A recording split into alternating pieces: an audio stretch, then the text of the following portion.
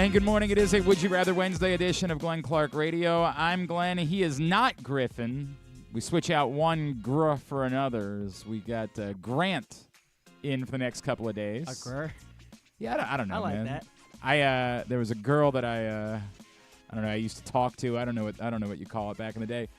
But there was a girl, and I don't know how it started. Probably we were drunk one night, and we decided. Oh, my God, this is going to be the most pathetic sounding thing I've ever heard in my life.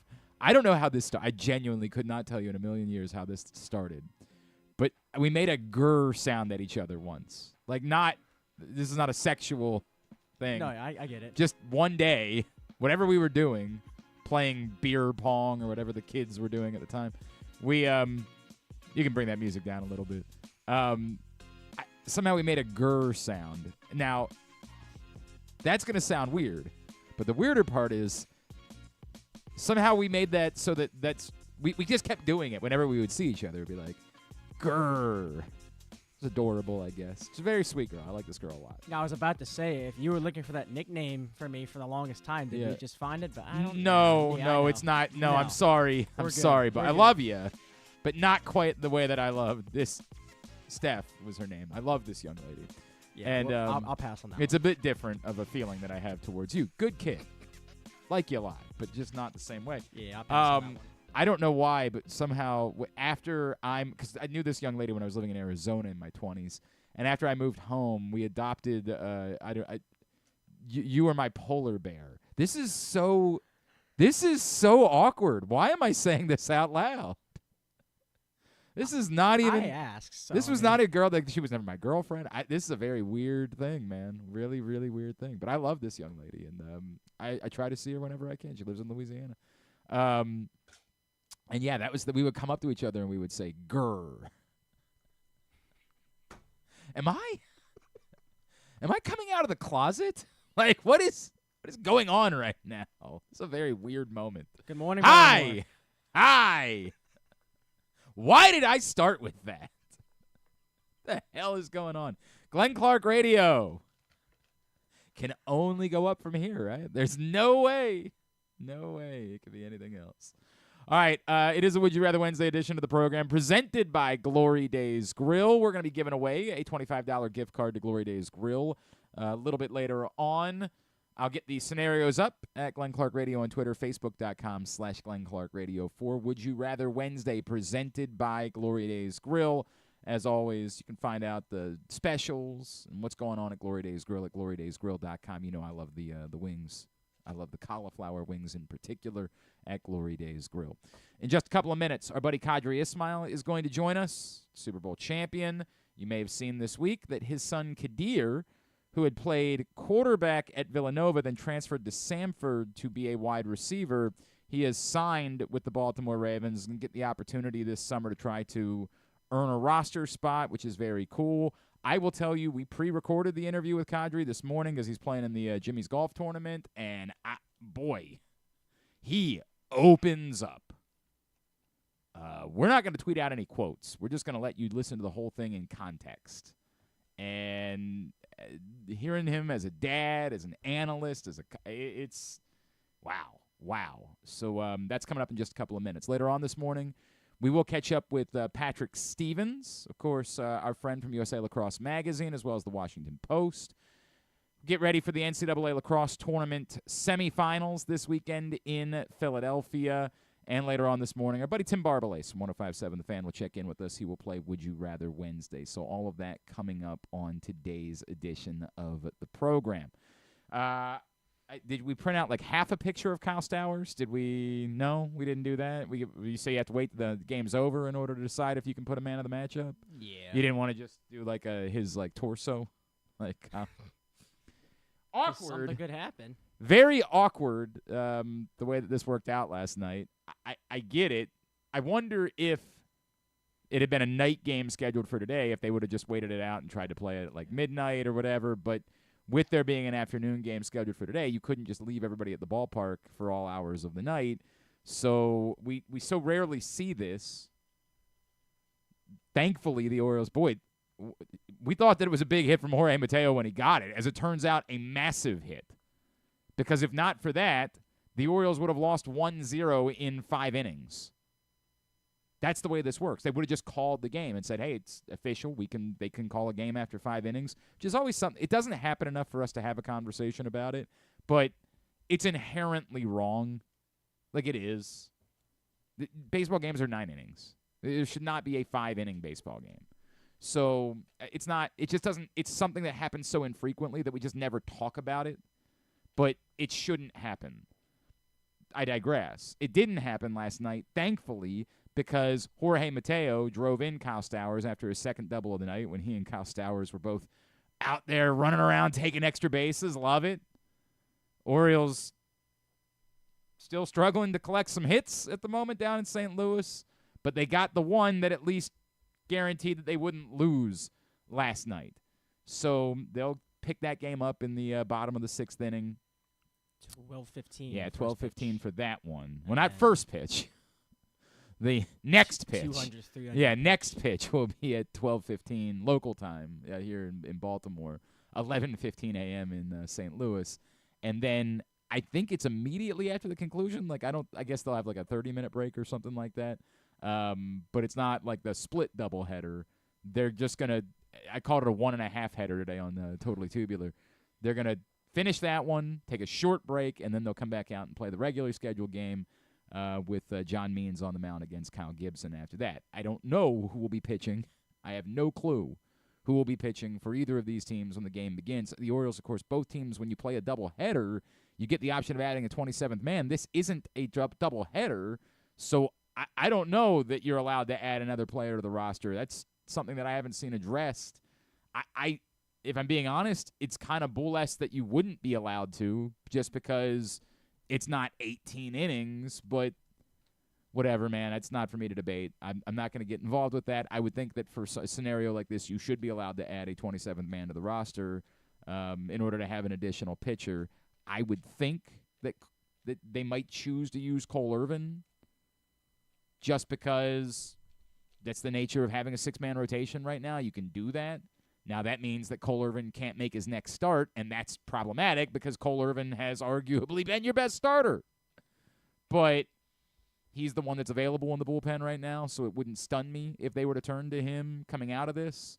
They've got what, 4 more innings to get through? Yeah, potentially 4 more innings to get through in the first game before they even turn it over to John Means in game 2. So we'll see how all that goes coming out of this today. But a weird scenario for the Orioles to be in, and a bummer because Kyle Bradish was definitely going to go back out for the 6th inning. How many pitches did he throw total? Kyle Bradish. Sorry. I'll give it to you. I can pull it up in 2 seconds. Kyle Bradish had thrown. He had thrown 74. So he might have been able to been out. He would have been going out at least. Oh, he was. I mean, he was walking back out to the mound for the 6th inning when they, pulled the teams off the field. He was definitely pitching the 6th. The question is, could he have gotten you any more than that? So it's a bummer that the Orioles are losing innings on top of everything else, and they don't have an off day tomorrow, and they got to go right into a series with the White Sox.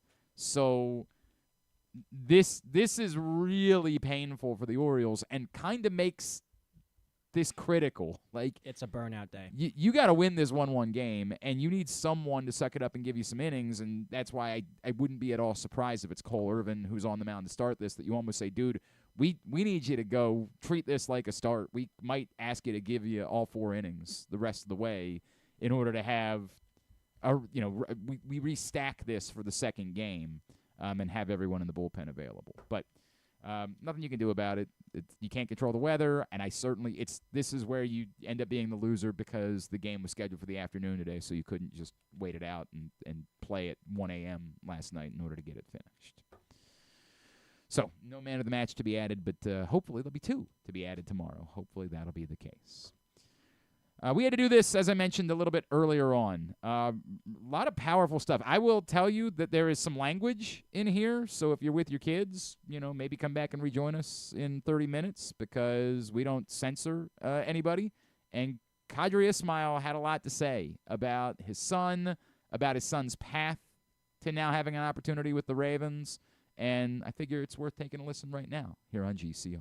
Well, of course, it's always a thrill to be joined here on GCR by our next guest, but this time it's particularly special. We've known him for a long time, and I've always enjoyed watching him be a sports dad. And now that sports fatherhood has him with a son who is officially a Baltimore Raven. And he is Super Bowl 35 champion, WJZ analyst, and our friend, Mr. Qadry Ismail. Qadry, it's always great to talk to you, bro. Thanks for taking the time for us this morning.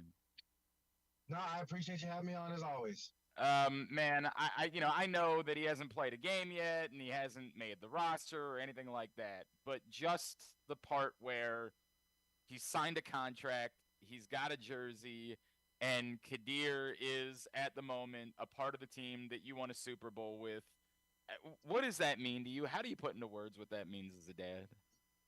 I think the process of any father, any process as a father or even a parent, or even a mentor of someone trying to fulfill their dreams, and you have the experience, you have the understanding to give them the tools, and they put themselves in a vulnerable position to make it happen. Yeah, it's thrilling as you go through each step, because there are going to be challenges along the way, and there's going to be things that won't necessarily work out according to plan. But when you do see that the hard work and the sacrifices you've made has come about, it really becomes a rewarding and fun thing. What uniquely, and I know we've talked about all your kids, but what uniquely is it about Qadir that's allowed him to be in this position, just as beyond as a football player, but as a person? What's unique about him that's given him this path? I think if I had to describe a word, it would be resilience. I think his resilience and his ability to overcome challenges has really been remarkable. I think that's something that has been very understated in his journey. I think his journey has been one where it's interesting. It's hard for me from a parent aspect of things to talk about it, and at the same time, I know people who are listeners and or have heard me speak on other players. Mm-hmm. It kind of gets the waters get a little muddy, and so I want to speak. I just want to speak plainly, and whatever the person on the other line is going to think, that's their hang up, that's their projection, that's their thoughts, and there's nothing I can do about that. So I guess from this point forward, now that I qualified that, I'm going to speak plainly, and be that as it may. I appreciate it, by the way. Go ahead. Yeah, I think for Qadir, his passion to play from day one has been evident. And he was in college. I think he got some really bad deals handed to him, but there are times where you can literally wallow in those bad choices that I think coaches made, or you can use that as motivation. And what I'm so impressed about is that he has always used it as motivation. He's always been that great teammate, and he's always held himself accountable to how do I get better, and how do I not let this derail me from my ultimate goal of being the best football player I can be. And whether it be playing the position of quarterback and then having to shift to wide receiver, right, to being in a position where you've had some poor positional play that has affected you, i.e. the other quarterbacks you got to get the ball from, whether it be all those things, but never throwing anyone under the bus, never being a sour grape, never not showing up and being accountable for his own actions. Controlling what you can control is not some, fancy, coach speak, but when that shit gets real and things happen, how do you handle it? And that to me is what I am so most impressed about when I look at Qadir and his play, and why I feel he has given himself an opportunity to be on this stage at this moment. Qadry Ismail is with us here on GCR. Qadry, you referenced that. Obviously, he was playing quarterback at Villanova. He ends up going to wide receiver. Do you wonder if maybe, he had always been focused or playing wide receiver, and not to second guess or anything like that, but do you wonder if maybe, he wouldn't have been undrafted, or he wouldn't have had to fight the same way, that perhaps, if he had been playing wide receiver all along, maybe we would have seen someone that had been really breaking out at the college level? Yeah, and I mean, that's a great question, and that's something that he and I spoke about. Going back to high school, heck, even directly with quarterbacking, I felt like I have seen so many pro guys have a certain je ne sais quoi about them that made them effective quarterbacks. They had a presence about them. They understood, the bigness of the moment. They understood the pressures of the moment. They understood the responsibilities of their attitudes. They understood the magnitude of of leading guys, and it's different than, say, being an offensive lineman or being a receiver or being a running back. You have the weight of the team on your shoulders, and you also have to be composed within that. Qadir checked off all those boxes and did it extremely well. And so, again, like, I'll tell you this, like, when he was in high school, his junior year, he was at John Carroll, and their offensive coordinator couldn't see the forest through the trees. And, Qadir was throwing some dimes to he had some talented receivers.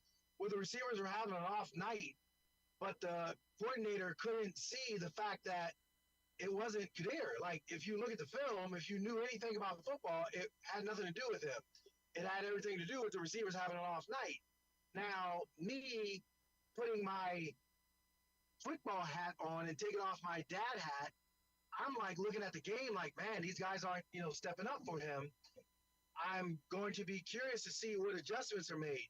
Well, the coach puts in the backup quarterback who was nowhere near Qadir's level. I mean, you just don't do that. And so at the same time, we're driving home after the game. For me now, with my dad hat on, I am livid. I want to go and physically harm the coach. Like, I'm like, dude, you really made the dumbest decisions, and it affected my son in the general sense of the word. So now I also have to keep my coach's hat on, keep my composure, and allow for my son to vent, which he did. But then here's the awesomeness of what I see from my son. Like, that dude, from a just cool aspect of things, he was like, yeah, this happened. I understand. I'm going to be better for it. And, he worked even harder, to the point where, he went ahead and finished off his high school, time at John Carroll and was successful and all that. But it taught me and helped me help him pursue that opportunity to play quarterback, because he didn't flinch. When you're a quarterback, you cannot flinch. Not the good ones can't flinch. They don't flinch. They don't get, into their feelings, and, they just don't. I played with them. I've played against others like that, and they all have those same characteristics. Now, with that said, for him, he was sitting there and he went to the different camps. Now, here's where it gets a little tricky because when we went to the one particular camp was Marshall, and I remember sitting next to the coach, and he was like, "All right, your son just ran a 4.52. My guys are looking at him be extremely athletic, and he's at that time he was 6'5", obviously grew an inch, but like, wow, what are we looking at here?" So I'm sitting here thinking to myself like, okay, I think he can be, a strong, mobile, dynamic quarterback. Right. That was my thought. And so, like, in my mind, I'm like, okay, if you feel something because of your experiences as a head coach and as a coach that, you see talent or whatever, say it. I'm like, okay. He didn't say shit. He was like, huh. He kind of nodded his head, did his stupid ass coach shit. Okay, now I'm in dad mode. So you just caught me getting all emotional. But at the same time, like, I'm like, you didn't give me any information. So again, based upon what I was like, well, shoot, okay, have him be stay quarterback. I think he can, survive and thrive and grow and all that. I started, down the process of going to Elite 11. Again, not really getting full information, but when I finally got full information from people, that's where I was like, okay, I think because we are, we didn't get the specialty training, which obviously I do sports performance training, but because quarterback, pitcher, softball pitcher, libero in volleyball. What else? Point guard. Probably point guard. There are some really super specific things that you need to teach them that just being a sports performance person won't cut it. Like, you got to know some other things to go along with the movement. And so that's where I think me, dad, if there are other dads out there listening, I would say you got to make the investment into the specific of, like I said, libero, point guard, pitcher in baseball, pitcher in softball, obviously quarterback. Those are the you got to really like hone in on those minutia. Now, that all aside, at Villanova, his coordinator loved him and was poised to put him in position. I mean, he got in the game as a freshman and won the game, made some strong plays. Again, all these things in my mind, like, all right, cool. He's going to have years of aid to help him. And so, unfortunately, season ends, the coach decides to go in a different direction with his coordinator and brings in another guy. That guy, I think he's a great coordinator, but he didn't believe in my son, is the bottom line. However you want to slice it, dice it, just didn't believe in my son. So now the shift has to be made to say, okay, and that was when, the transfer portal wasn't really in play. Everything was still in its infancy of all of that. So we're in no man's land. And I think, for Qadir, it was like, all right, I want to play. I want to play at the next level, but the realism of it all is that window is closed at quarterback because the other coordinator doesn't believe in him, and he brought in his own guy. So his own guy is going to play over Qadir. And so there were, opportunities to compete, but then we kind of saw the writing on the wall. Okay, you can't complain. You can't, sit there and cry over it. The same thing that I think made him a strong quarterback / leader in his character is the same thing that helped me help him transition to quarterback. Receiver. Right.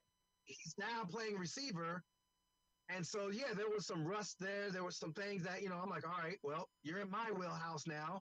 I know the nuances, but there's some, some things he just didn't know. Like, for example, I'll give you a prime example. He was at Villanova. They ran, some summer 7-on-7 within the team. And so no coaches are there. He's like, Dad, take a look.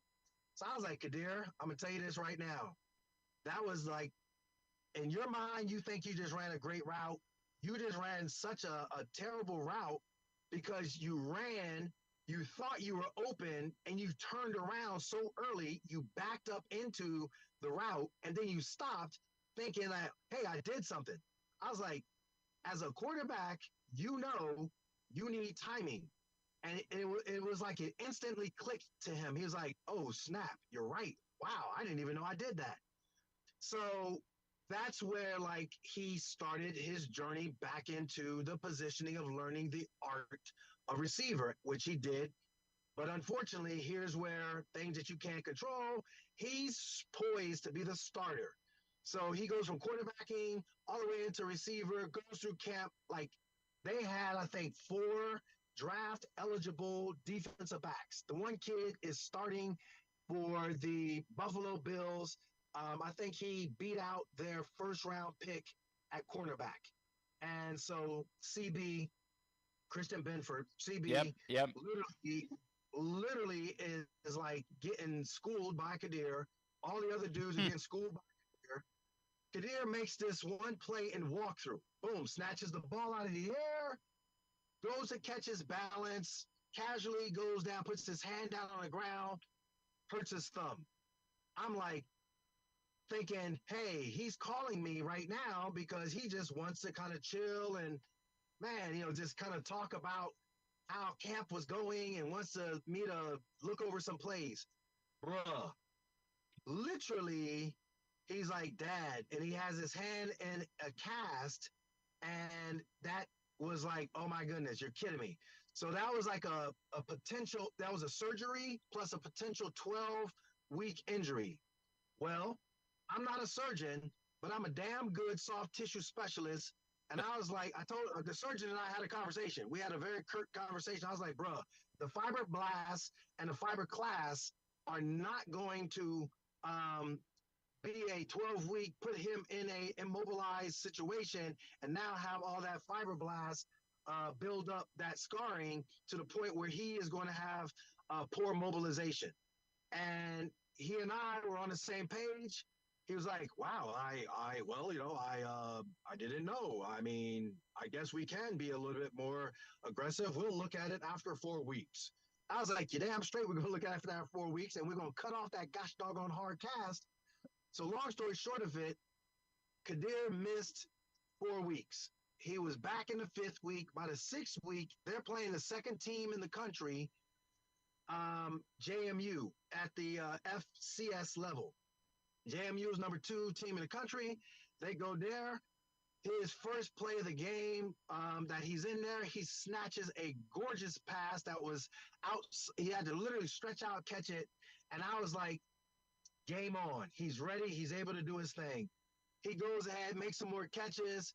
But again, football eye, quarterbacking, there's some things there that I was like, dang it. The quarterback is missing him on. But this is where now I know when I'm looking at more than the average parent. I study this all day, every day. This is my job. I'm an analyst. I'm like, holy shit. If we were playing receiver at a FBS level, we would have had a better opportunity from a quarterbacking receiver relationship than what's going on here at Villanova. The coordinator was such a phenomenal coordinator that his schemes won them games, but it hampered Qadir's ability for growth. So the question you originally asked, and I had to give you this, and I think this platform is one where we are able to, breathe a little bit and say something larger. that is where I think the fullness of the picture for Qadir, why he is an undrafted rookie free agent rather than a potential draft eligible guy who could have had the quote unquote numbers that he had at a normal situation. Right, I could have listened to that all day. That was thank you for sharing all of that, because that's amazing, and I appreciate your willingness to do that. I know I got to let you go play golf here in a minute. I just want to squeeze in two more if I really could, Qadry. One being, as both a dad and an analyst, your belief that the Ravens are a place where you get the opportunity, where it doesn't matter what you were given the years of seeing undrafted free agents get opportunities. How confident are you that Qadir gets the same opportunity that everyone else has to try to prove that he can do this? So, Glenn, the way in which I look at the way the Ravens, from a respect aspect of things, helped this process along. So at the pro day of Samford, which is where he went down to Samford, don't need to get into that, fiasco with their coaching. And by the way, I'm just going to say this as an aside. Literally, John Harbaugh has his coaching academy, and it is so incredibly needed for so many coaches at the collegiate level and at the high school. I mean, when I say there are some bad coaching at the college level, like it is bad. And Samford's receiver coach needs to invest heavily into every opportunity to improve his knowledge of what it is, the art of receiver. Boom. Now, this is me, Qadry, the analyst. It don't have nothing to do with Qadir and all that. So if anybody want to make some noise and be trolls, yeah, you can troll right here, and I'll be more than happy to have a conversation with your ass and tell you how dumb you don't know what the fuck you talk about. So anyway, my point is this. What I appreciated was just to have a conversation, number one. Number two, after the pro day, Qadir had an opportunity that, like David Blackburn and his staff, Darius Hayward Bay, the way in which they're like, hey, we're going to give him an opportunity. What does he make of it? That's on him. Mm-hmm. That's all I wanted. Qadir aced it, but they had the cool factor of having a conversation again, like, hey, we'd like to see him at our local day. Cool. He goes to the Under Armour Performance Center. Again, he sits there, boom, does his thing. I again appreciate the way David Blackburn, the entire Raven staff, the coaches, Coach Lewis, it was like, okay, hey, we appreciate how you presented yourself. We appreciate it. You're showing your skill level. Okay. We'll invite him to rookie minicamp. There's no guarantees. There's no hey, we're going to, because you're Qadry Ismail, no. And as a matter of fact, I kept hashtagging everything when people were congratulating. I was like, yeah, this is earned, not given. Yep. This isn't, former Raven nepotism bullshit. Come see me if you want to go ahead and talk about that. But at the same time, it was like Qadir on his merit. So Qadir's work, Qadir's hard work, Qadir's, due diligence, his, attention to detail, his football IQ, which is extremely high, his ability to mindset-wise not get caught up in the noise and just play. Play.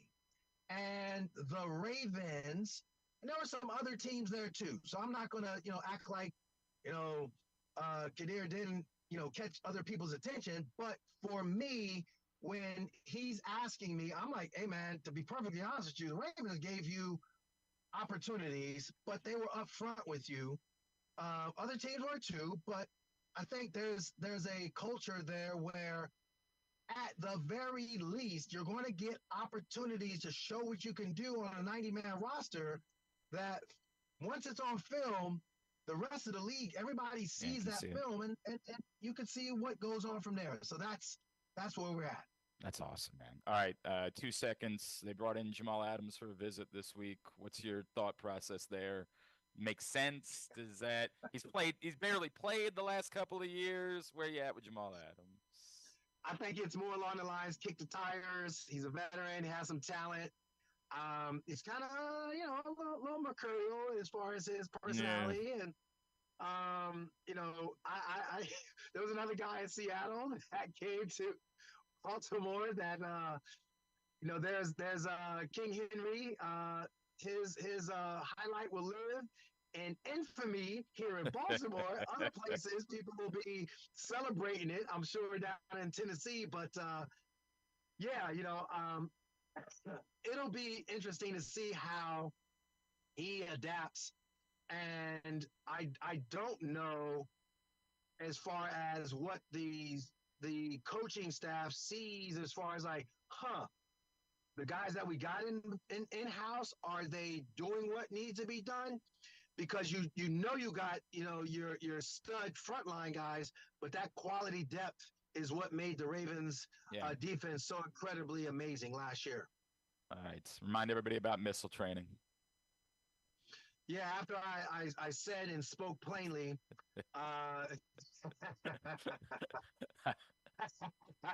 bro, missile training is about movement.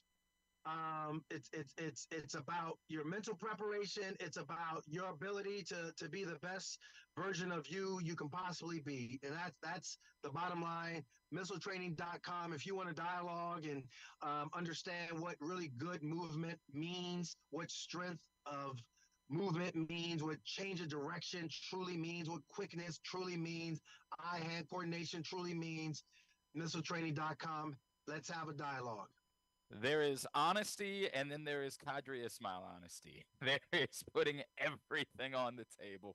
Brother, I love you. I'm happy for you. Thank you for spending the time with us this morning, man.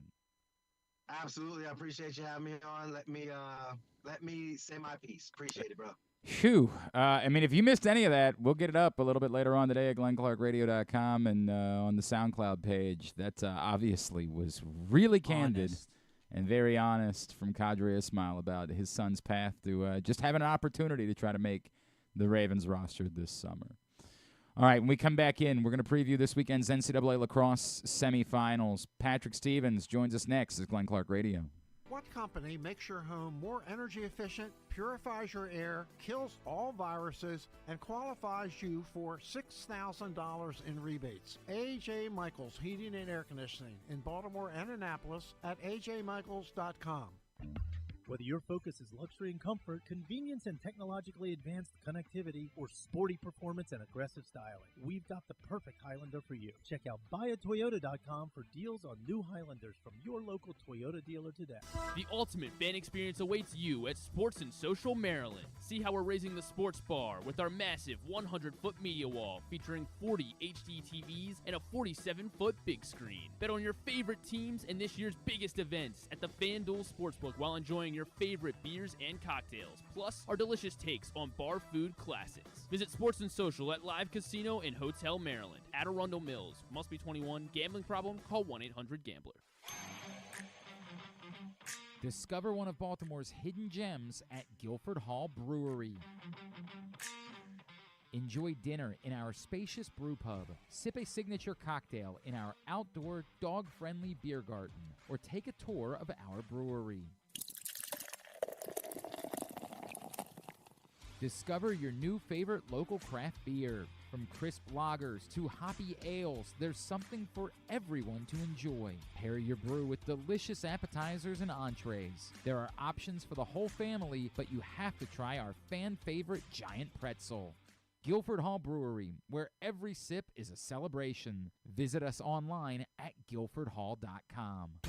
The latest edition of Press Box is available now. On the cover, Luke Jackson profiles Grayson Rodriguez, talking to people who have been part of his path as the Orioles hope he'll become their next homegrown ace. Also inside, we remember legendary Maryland basketball coach Lefty Drizel with stories from legends like Roy Williams and Bobby Cremins about what it was like to go up against the old left-hander. Press Box is available at over 500 locations around Baltimore, including 60 Royal Farm stores. You can also find the best daily coverage of the Orioles, Ravens, and Terps at PressBoxOnline.com.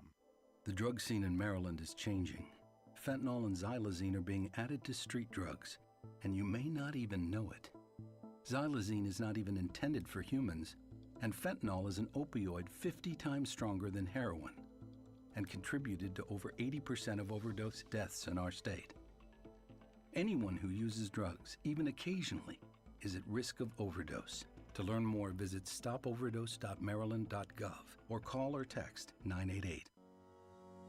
The Ed Block Courage Award Foundation has been working in partnership with the NFL for 46 years to support abused, neglected, and at-risk youth across the country, partnering each team with a children's facility or program that supports the well-being of those in need. Annually, one player from each team is selected by their peers to receive the Courage Award for their inspiration on and off the field.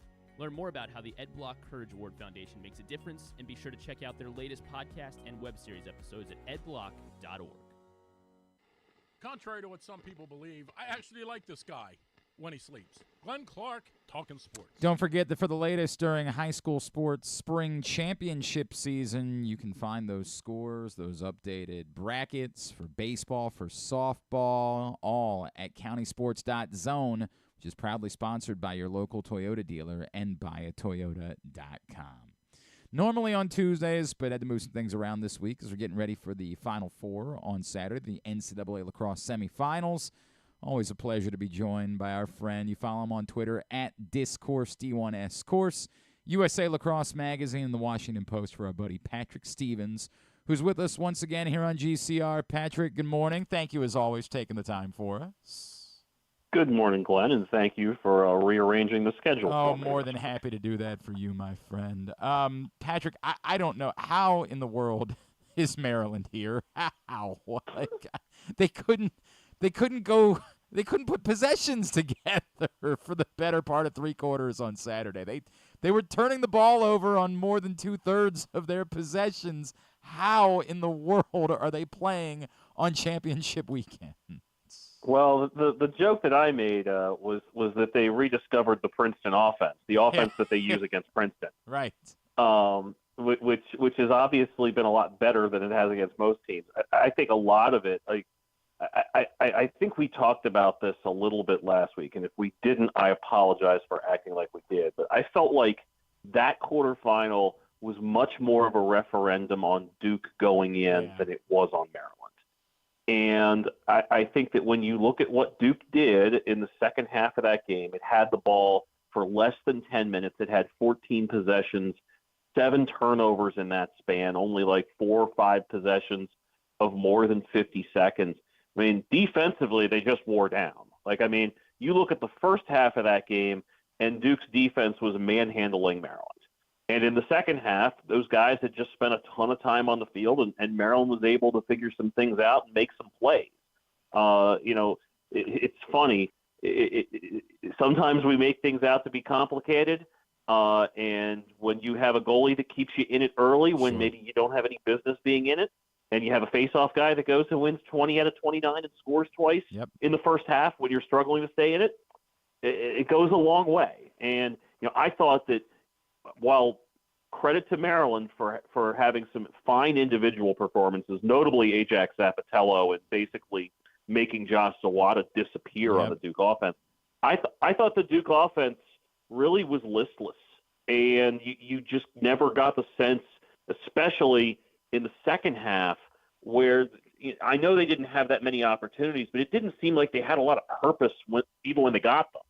And at the same time, like, I thought that when Dyson Williams scored that goal off of the turnover, the failed clear with Logan McNaney, with about 2:40 left in the third quarter, I felt like they'd weathered that storm where they hadn't had the ball and they're still sitting there and they're still up 3 like they were at halftime. and instead everything just unraveled on them. The replay review certainly didn't help them any. I know the Duke folks were upset that John Tillman was running on the field and even ran into one of their players, trying to get the attention of the refs. And even Tillman acknowledged that wasn't a great look. But I just thought that watching Duke, all season, you knew that they would breathe fire coming off a loss, but after coming off a win, you didn't know. And we saw two different versions of Duke in the same game. And, we talked about Maryland's inconsistency too last week, but I thought a lot of that was a function of, there's just a limited level of ability there. Like their ceiling just wasn't as high as Duke's. I don't think that I wouldn't change my mind on that after Saturday, but I think Duke's floor and its ceiling that's maybe the widest range that we have in the sport this season, and we saw it basically over a 2-hour 15-minute span on Saturday. To your point, to take nothing away from McNaney, from Weirman, from Zappatello, like the players are still important for Maryland, but a lot was made during the course of the broadcast about the job that John Tillman has done. And I'll run this quote by you that I had Anish on the show on Monday after he did the games on Sunday, and he said, I think John Tillman is the best coach in the country, and I don't think it's close. And that sounded really bold to me, but certainly, there's a recency bias that maybe factors into that. How they're here, I can't shake how much that it feels like John Tillman's adjustments are a big part of it. What do you make of the idea that perhaps we should be recognizing that he might be definitively the best coach in the country at this point? I don't know if he is or he's not, because, we can certainly make a case for a couple of the guys in this Final Four, right? Sure. But what I do think we can say is that he's probably the best quarterfinal coach that the sport has ever seen. And I narrow it in like that because if you talk to people in college lacrosse, they will tell you, a lot of them, maybe not all, but a lot of them will tell you the toughest game is that quarterfinal. You win that game, and you always get to be a Final Four team. You might not win the next weekend. You might be a little nervous on the big stage the next weekend, but there's a real accomplishment, no matter who you are, no matter how good you are, that comes with being a Final Four team. There's obviously more at stake when you're playing on Memorial Day and all that, but the difference between being a team that's remembered and a team that's largely forgotten is winning that quarterfinal game. And the fact that John Tillman has led Maryland to a 10-1 record in those games, and some of those they've been massively more talented than their opposition. They were just simply a lot better. But in other cases, you think about the victory over Carolina. I think it was in 2015. You think about Saturday clearly. You think about 2012 against Hopkins, the one that started it all, the quarterfinal victory over Syracuse in 2011. And granted, they held the ball like they should have in a pre-shot clock era to even the odds in that game. But the fact that he has figured out ways to not just motivate guys, but to tactically put guys in the right spots in those games in particular. Arguably the toughest games, the games guys are most likely to grip their sticks a little tighter. I think that is really, really impressive. Another thought here, John Tillman earned his 200th career victory on Saturday.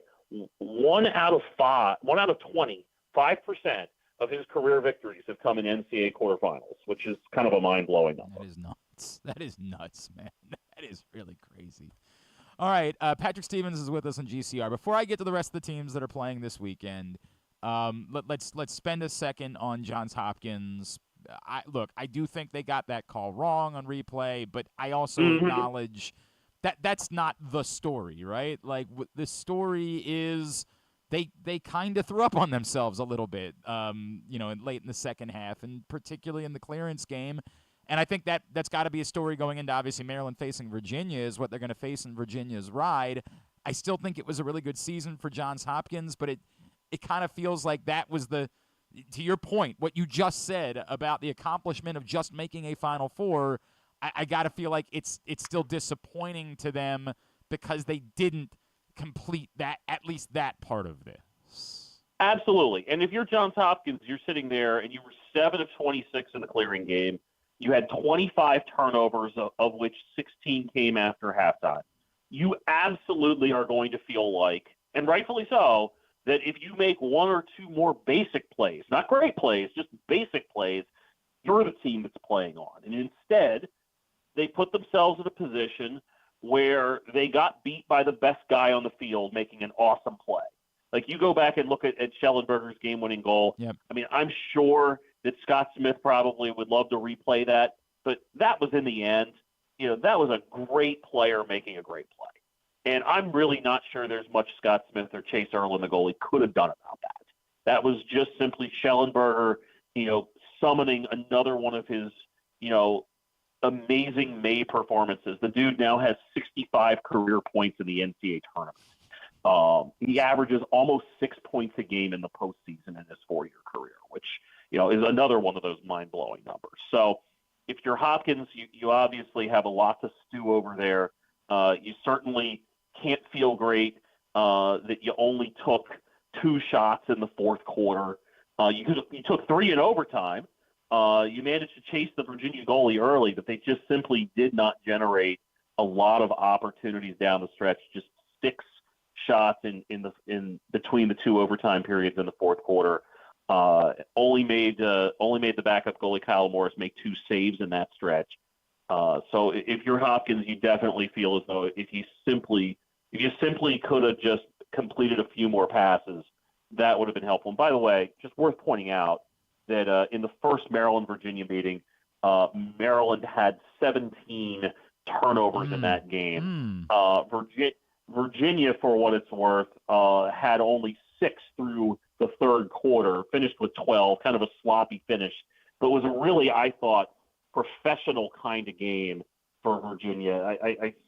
It's funny. I thought of that as like a 13-7 game, and it was really a 14-10 game. But I thought that was a really solid all-around game from a Virginia team that played with its emotions right in that game. And it'll be interesting to see if that happens again. Obviously, the matchup or that everyone is going to be watching will be Ajax Zapatello on Connor Schellenberger. Yep. That's sort of been the theme the last few times they've met.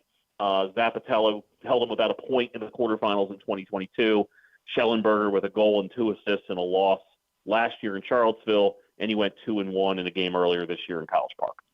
So as we look to the games this weekend, first up Notre Dame, Denver, and then of course Maryland, Virginia. My the dumb guy way that I look at this is it feels like this is Notre Dame's title to lose. They are the deepest, they are the best team of this group, and it would require some amount of conspiracy for them to not be hoisting. And conspiracy, I don't mean like, the refs throwing the game. I just mean like them not playing at the level that they're capable of playing at in order for them to not be hoisting the trophy on Monday afternoon. Is that oversimplifying things, or is that basically right?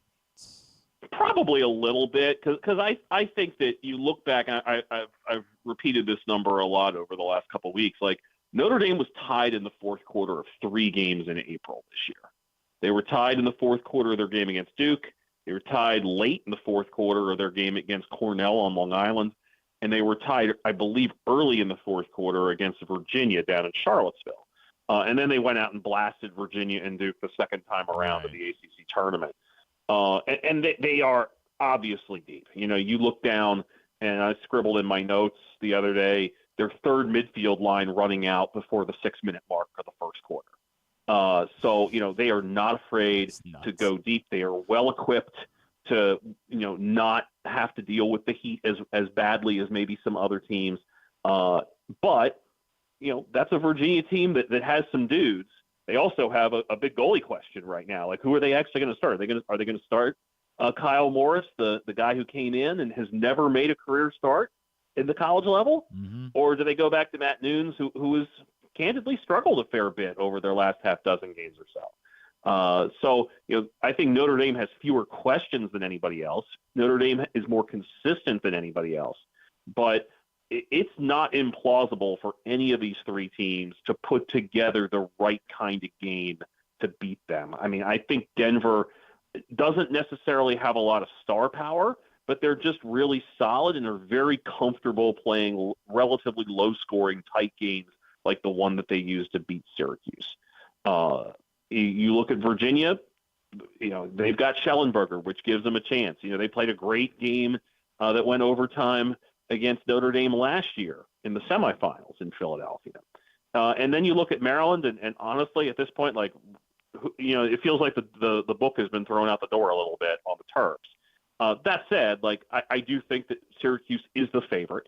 And if Syracuse plays to the level that it can, it's probably going to end up as a repeat champion. But I don't think I don't think it would take anything too crazy for any of those other teams to pull off a surprise.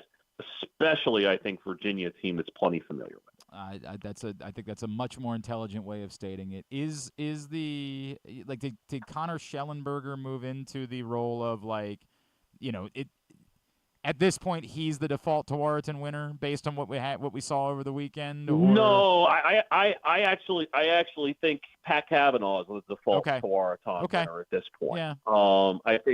I think if Virginia wins the title, you probably see Schellenberger win it. Okay. I think if Entenmann has a monster Final Four, he has a chance. But it feels as if that this thing is probably, if we're sitting here saying best player on the best team, which is what it so often has been, or best player on at least one of the best teams during the regular season. That's what it was last year. Brendan O'Neill was the best player on the best team in the regular season.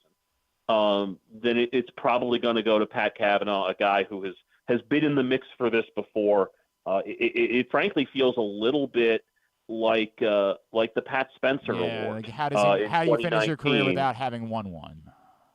In effect, yes. Yeah. And so, I obviously this Notre Dame team is better than that 2019 Loyola team was. But it certainly feels like that this could very easily be you were great this year, but you were awesome for your entire career. So here you go. And it's sort of a mix of those things. And if Notre Dame wins the title, so much the better. All right, let's play our game. Can Patrick Stevens name the MLB teams that this particular player has played for or managed? And we're doing this sort of combined managers these days. And the one that I have for you this week, Patrick, there are 5 total teams, 3 that he played for, 3 that he managed, but 1 was a duplicate. Never an all-star, but no one-year stints here either. He played multiple years in every spot. For Lloyd McClendon is the first name. All right. Lloyd McClendon, the managerial spots were he was definitely in Pittsburgh. Of course. And he was in Seattle. Yes. Now this one is the tricky one because it was a one-year stint here. He was in Detroit, right? In Detroit. I was worried about that one because it was the pandemic year and nothing about that year counts. That's really well done because technically you just named somewhere he was for 2 months. So really well done. So Lloyd McClendon, the player, was in Pittsburgh, right? Of course. Yep. So and he was a Red. Yep. And I believe he was a Cub. Well freaking done. That is spectacular on Lloyd McClendon. All right, this one was requested this week because he was a guest on the show, is still an active player, but 5 teams, only an all-star once for Kyle Gibson. Well, let's kind of work this thing backwards. He's with the Cardinals right now. And pitching today, yep. And he was in Baltimore. Yep. And before that, he was in Texas, I believe. He was in Texas. There was a spot in between Texas and Baltimore. Philadelphia. Absolutely right. And Minnesota to start the career. Look at you today. The last one, I will acknowledge that I had this name sitting on my list and never used it, despite being a very accomplished player, because I believe there was a very, very uncomfortable accusation made against this person. But I just happened to do some more research, and those charges were dropped. So I'm good. John Wetland is the final name here. 3 all-star appearances, 4 teams for John Wetland. John Wetland, Texas? Yep. the Yankees, Of course. Montreal, Yep. and I believe the Dodgers at the Wow, start. what a performance today. What a performance. 14 for 14 today. Well freaking done.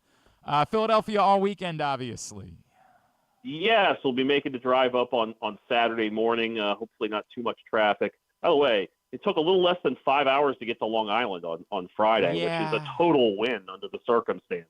So That's fair. I'll give you that. By the way, I genuinely enjoy. If you did not see Patrick's story from last weekend for USA Lacrosse Magazine about the eating rituals for the teams in the quarterfinals, and it features an Italian restaurant here locally that is massive in the lacrosse community. And I heard a rumor that maybe you made an appearance last weekend at the other location that was profiled in this story. yes, I was doing research. Yeah, at Vincent's Clam Bar. Yes, that'll do. Yeah. Research. That's exactly what you were doing. Look, man, I enjoy everything you write, but I particularly enjoyed that. That was really, really fun, man. So, I think I will say this. I'm not sure I have ever had a greater degree of cooperation from people. Sure. For a story. Everybody wanted to talk about Vincent's Clam Bar that was going up there. And that is a Kevin Warren, the Georgetown lacrosse coach. He is the one that insisted that I go to that place for the first time when the quarterfinals were up there. I think probably what is the go-to for you at Vincent's Clam Bar? Okay, so they have this pasta dish called the Strangled Priest that's in this sort of creamy pink sauce, and it is exceptional. Perhaps I should tweet out a photo. I would really like it if you did that. I would really appreciate seeing the Strangled Priest. And then some shrimp balls on the side, which are very nice. And then something else that Kevin had recommended, the garlic knot, which is it's not good for you by any stretch of the imagination. And then there were obviously plenty of people very excited down here to talk about Sammy's Trattoria, the one on North Charles Street in Mount Vernon, and the second site up in Hunt Valley. It's actually a problem. It's a problem in my life that they opened in Hunt Valley because, as you could imagine, Mrs. Clark wants to go constantly. It's a real issue. So anyway, there were three of the quarterfinal teams in Towson either ate at a Sammy's or had it catered, and two of the quarterfinal teams on Long Island went to Vincent's either Thursday or Friday. So it was, that's 5 out of 8. That's pretty good attendance, all things considered. No doubt about it. Great stuff, man. At Discourse, D1 S-Course, and of course USA Lacrosse Magazine for all his coverage for this weekend. Always appreciate you, brother. We'll wrap up the season next Tuesday. Thank you, my friend. Awesome, Glenn. You have a good one. It's Patrick Stevens with us here on GCR. Appreciate him taking the time as always. I have never been to Vincent's Clam Bar on Long Island. Have never made that. I've never really, I got to be honest with you. I haven't spent a lot of time on Long Island. I never went to that. I know Maryland played a basketball game up on in the old the Venerable Coliseum a few years ago, but I've never been to an event there. I've not. Long Island is not somewhere where I've spent a ton of time. I've gone to Belmont. Like that's I've never been to Vincent's Clam Bar. I have been to Sammy's, obviously, quite a few times, both locations, but never been to Vincent's Clam Bar, and I am looking forward to seeing the Strangled Priest. I just found a photo of it, but I'll wait until he. Can you pull it up on? Do you think you could? So we might be putting Grant on the spot because Grant obviously is filling in, and he came in. He took his crash course on Monday to try to remember how to do this. But do you feel like you'd be capable of posting the pic? Did you see what I did when I put the picture of Qadry up earlier? Yeah. Do you feel like you could replicate that? If it's too much, give me some time. I might be able to do it. Man, all right. Well, here's what we'll do. We'll grab a break.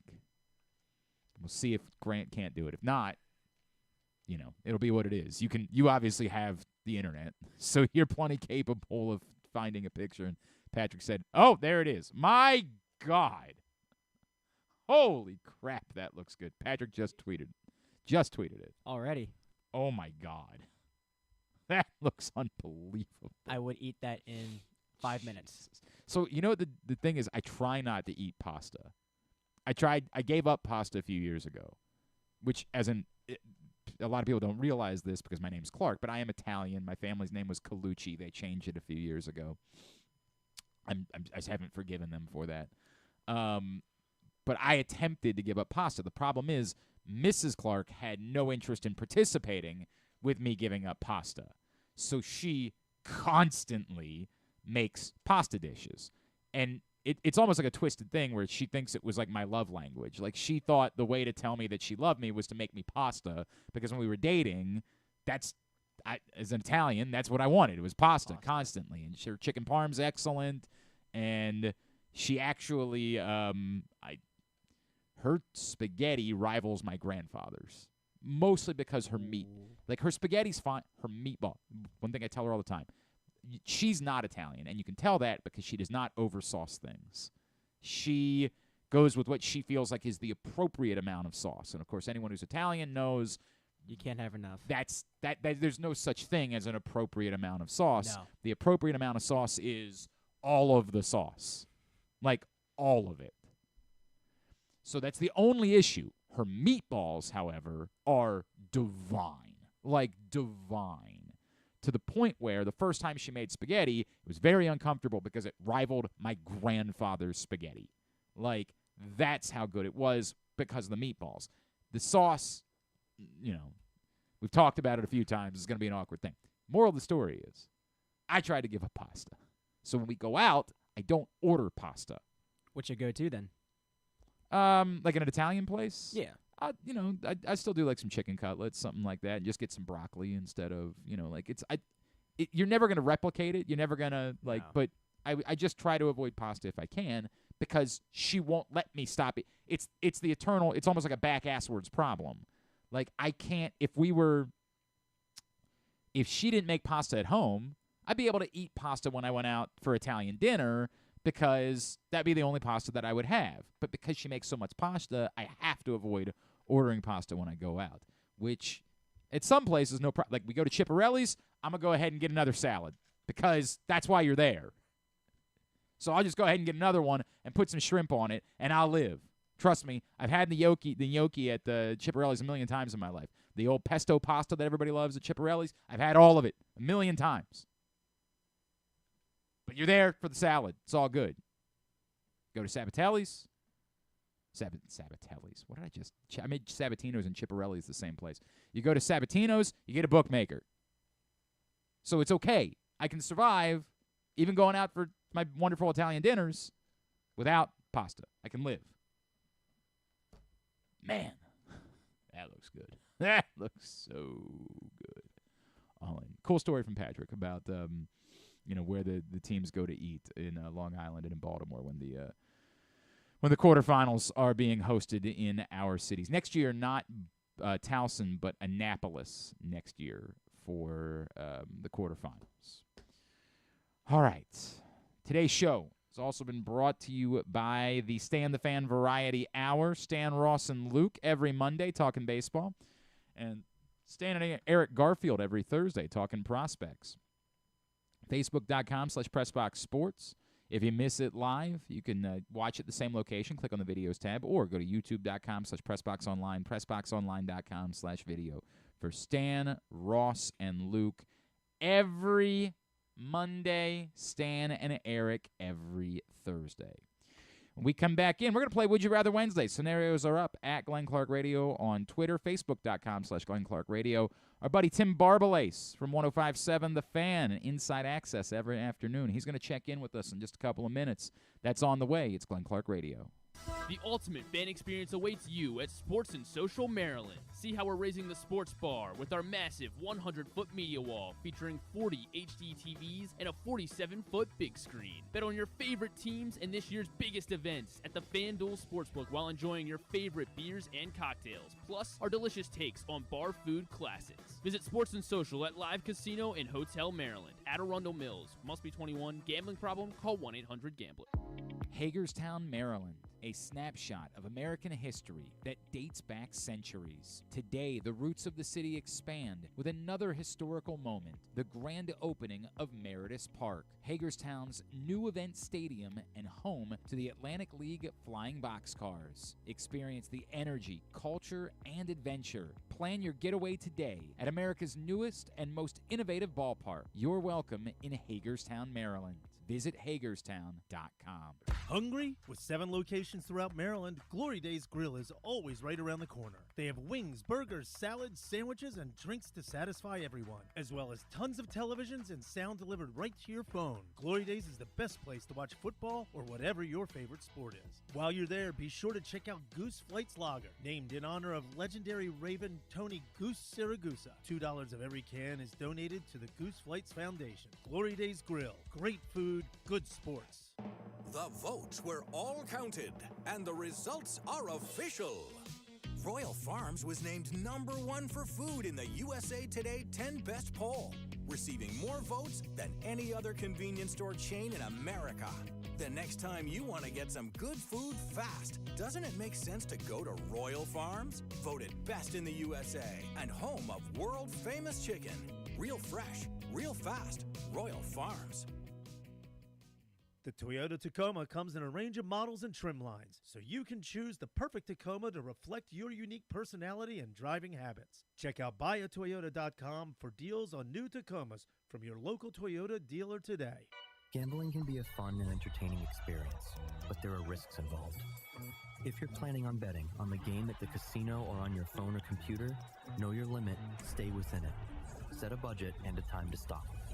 Remember, gambling isn't a financial solution, and it doesn't mix well with alcohol or drugs. Know the risks and have a plan before you begin gambling.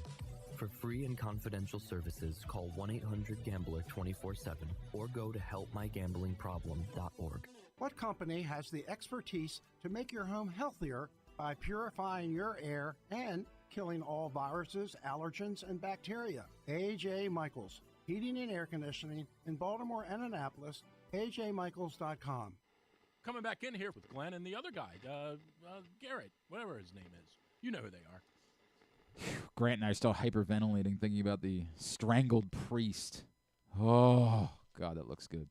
All right, back in here on GCR, and I retweeted at Glenn Clark. Did you figure out a way to put it on the screen? No, I retweeted it. At Glenn Clark Radio. You can go look at it there. Patrick sent it to us. It is, oh, boy, it looks so good.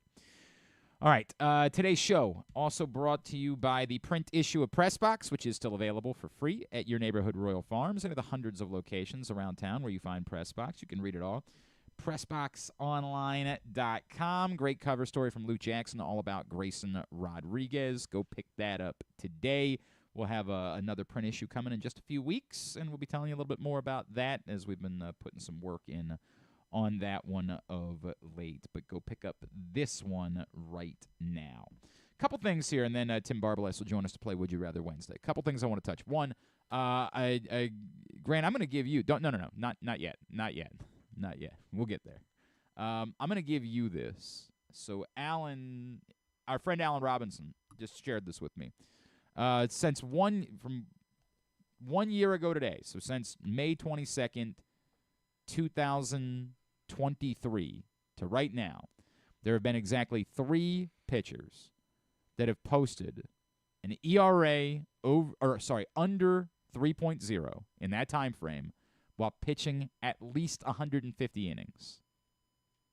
Do you think you could name them? Yeah, 3 pitchers in all of baseball that have done it. So with a sub 2 sub 3 ERA. ERA. Yeah, Jesus Christ, a sub 2. No, there are 0 that have done that.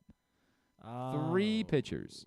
So in the calendar time frame of 1 year, from this date last year to today, that have pitched at least 150 innings with a sub 3 ERA. So we're looking at a starter. Yes, there are obviously starters. Is Cole one of them? Garrett Cole. Garrett Cole is not one of them. I don't know if I don't know if the injury prevented him from getting to the innings number. Yeah. Yep. And then the same thing would be for Kyle Bradish then.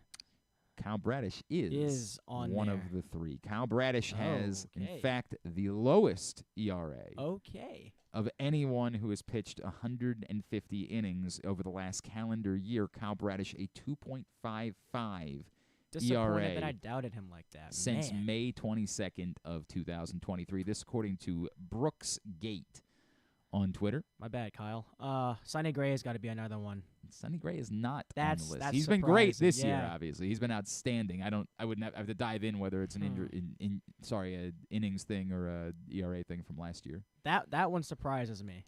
The other two are both guys that are having phenomenal starts to this season. Oh, there's a couple names on the Cubs that I could think of. Well, I mean, what's his face? It wasn't obviously in Not the big. him, It's no. not Imanaga. Yeah, It's Imanaga, not him. clearly. Uh, It's not a Cub. There's no Cubs. okay, so that takes that out of the picture. Is Corbin Burns another? Nope, not Corbin Burns. Certainly not an innings problem for Corbin No. Burns. Just probably right above 3. Zach Galen. No, not Zach Gallen. One who at the moment would be the Cy Young winner in the National League, and it wouldn't be particularly close. Oh. Gee, you got me stumped on that one. Ranger Suarez. Ranger I wouldn't have thought of that Suarez, name. who's He's been brilliant phenomenal, to yes. start the season in Philadelphia. 2.97 ERA. The other, someone who was signed kind of on the cheap this offseason and has been Blake Snell. not Blake Snell, no. Not Blake Snell. Was a really under-the-radar signing and has been brilliant for the Kansas City Royals. Yeah. Seth Lugo. Seth Lugo is who it's been, who's been just phenomenal and was a very, we all thought it was a shrewd signing. We were like, wow, Lugo and Waka, that actually, that's a pretty good combination, For right? a cheap deal, too. Yeah, on 'cause cheap deals. Lugo's going to ask for more, but he didn't get it, so. Yeah, they did that well. So those are the 3 pitchers that have posted sub-3 ERAs while pitching at least 150 innings. And our buddy Allen Robinson tweeted and said, with all the fan speculation about of extending position players, maybe the Orioles might be inclined to extend or re-sign key pitchers. Means and Bradish come to mind first. And obviously Means, you're approaching a date where you have to make that decision. That was complicated by, a couple of injuries. Not just Tommy John. Right. Back issue. So I think they'll want to monitor that more this season before they would consider it. Bradish is really fascinating because obviously there's still some of us that are like, is this ultimately going to lead to Tommy John? But he's looked good. It's awkward watching it because you're watching it, enjoying it, but at the same time but He's still got the injury. But anytime somebody deals with anything related to their shoulder, you just sort of assume that you're getting there at some point. So I don't know how to feel about it. But yeah, particularly if part of the issue for the Orioles is they're trying to get deals done with Rutschman and Henderson and Rutschman, their camp is saying, look, we're a year away from arbitration. There's just no reason for us to do this. And with Henderson, Scott Boras is saying, maybe you forgot who I am. I'm not doing this. Yeah, I would have no issue with the Orioles. I think we're so used to the Orioles not spending on pitching ever that, the thought of it is just kind of crazy to us. But that would be a heck of a way, and I don't know, again, Mike Elias using that Pythagorean model, and, I don't know what to expect of it, but it would be interesting to see how he goes about making that type of decision. So an interesting thought from our friend Allen Robinson about whether or not maybe the Orioles, if they're not going to be able to spend the money the way that fans want on those young position players to make sure they stick around, perhaps the answer could instead be spending the money on these pitchers to keep them around moving forward. It's not something that I had considered, and again, I do think it's complicated by injury and also complicated by the fact that any pitcher typically is able to break the bank on the open market. That's normally the way that things work, and so, do these guys want to avoid it, but does the injury risk make them more inclined to consider trying to do a deal than they otherwise would be? So, I don't know. Don't have the answers to it. Don't always have the answers, just asking the questions. That's all I can give you. We continue along here on a Would You Rather Wednesday edition of the program. It's all right. He just might not recognize the number. So, send him a text or something and ask him to call that Oh, there it is. No worries. Don't even have to do that. There's our guy. What? Yeah. Yes. That's fine. That's fine, pal. It's Tim. I promise.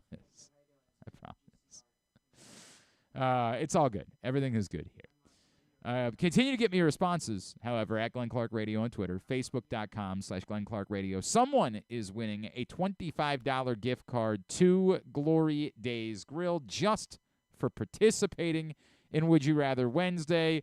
Glory Days Grill right now, every Friday is Fish Fry Friday.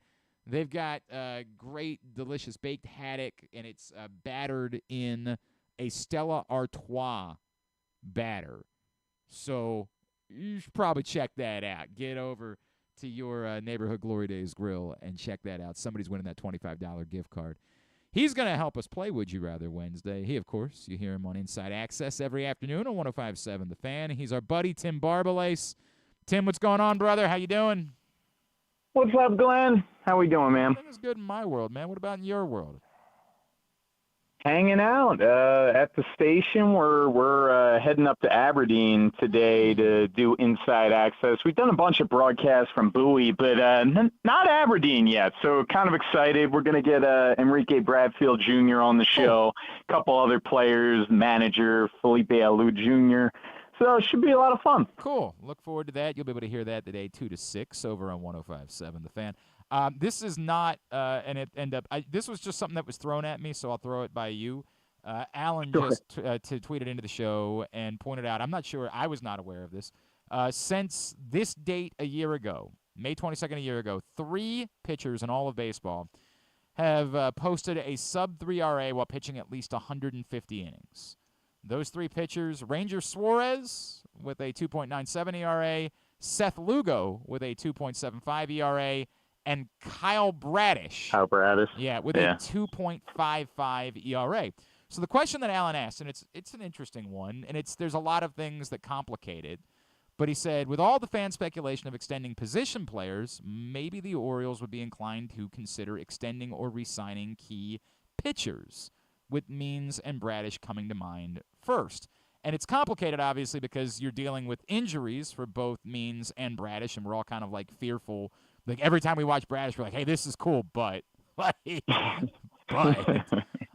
complicated by, like, maybe they're trying to extend Rutschman and Henderson, and they're getting pushed back because Rutschman's a year away from arbitration, and his camp says there's no reason for us to do this. Let's just make our money and get the free agency. And obviously with Gunnar Henderson, you're dealing with the Scott Boras factor there. But I don't know. It's something that I hadn't thought a lot about. We're also just used to the Orioles like never, ever, ever paying pitchers under any circumstances.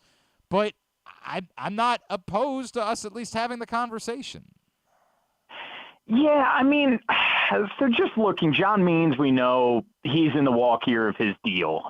Bradish, he's under club control through 2028. So starting with Means, man, look, I love John Means. Fantastic guy when he's healthy, damn good pitcher, but the injuries concern me there. I mean, we've just seen it every single year, and that's even prior to the Tommy John. It seems like he'd have an IL stint due to a dead arm, shoulder fatigue there. So I don't know if I'm willing to, I'm rushing to extend to John Means. And I guess with Bradish, man, I mean, and that's just kind of the conversation with pitchers in general, just with injuries, just because you have so much control left with Kyle Bradish. Why in a rush? Yeah, I'm not exactly in a rush to extend Bradish, but it is an interesting thought, though. I guess what I would say, we're also focused on position players and not the pitching. I guess my thought with Means would be, you don't have, there's Cade Povich and not a lot else, right? Maybe Trace Bright, maybe.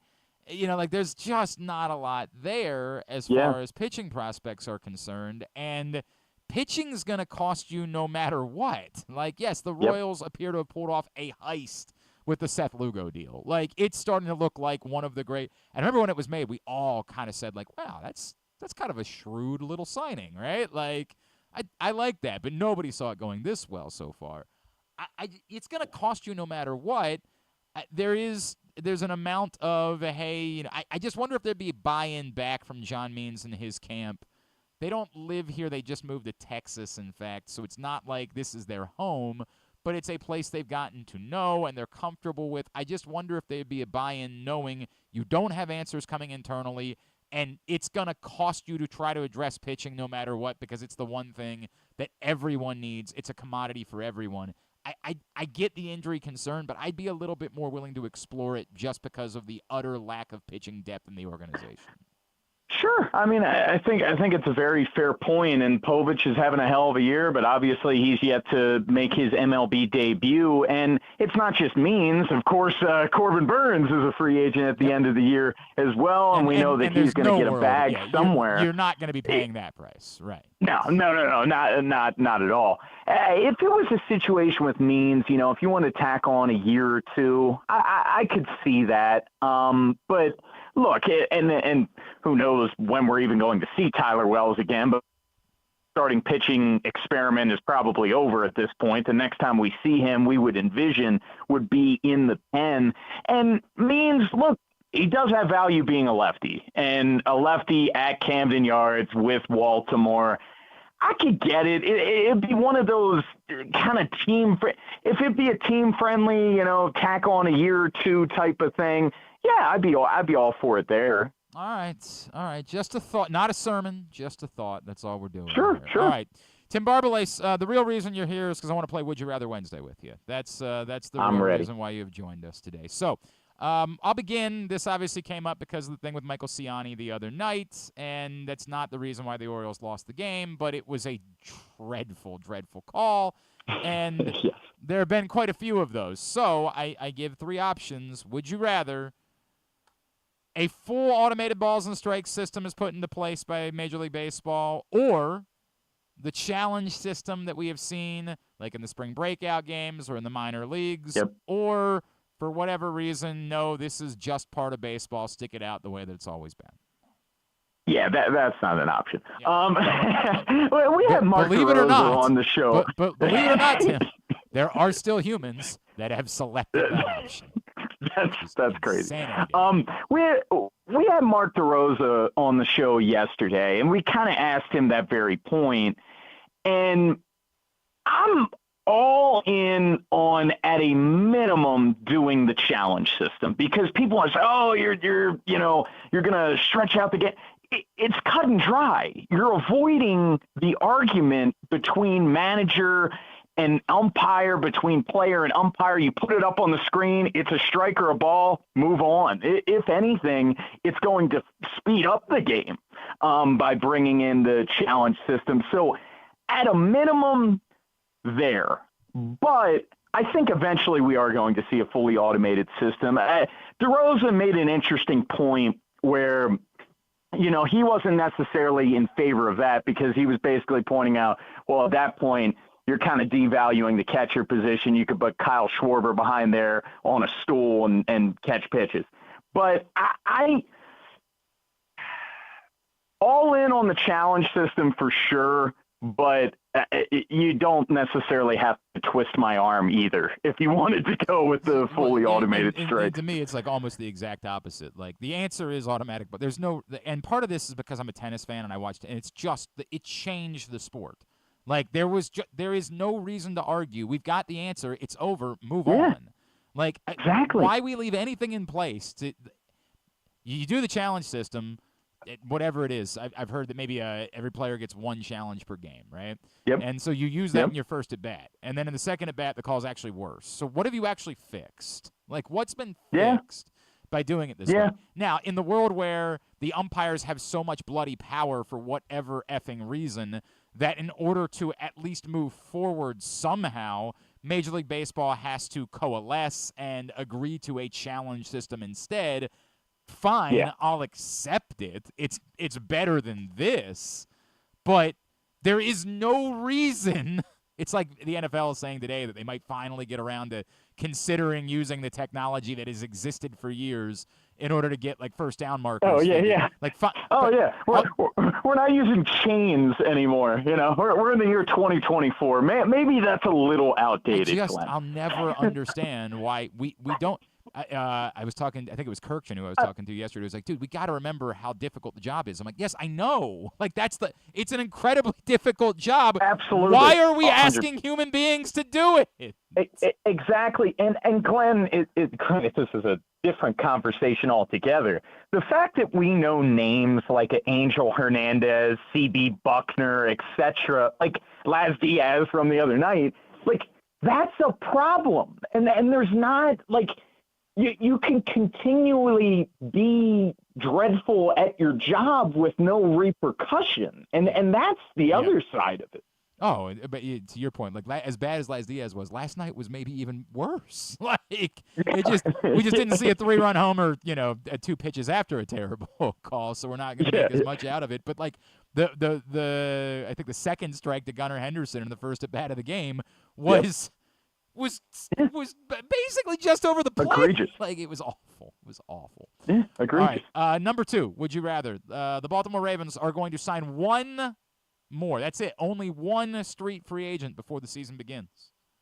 Would you rather it indeed be Jamal Adams, who is in this week for a visit, or the similarly off-injured Michael Thomas? Oh, God.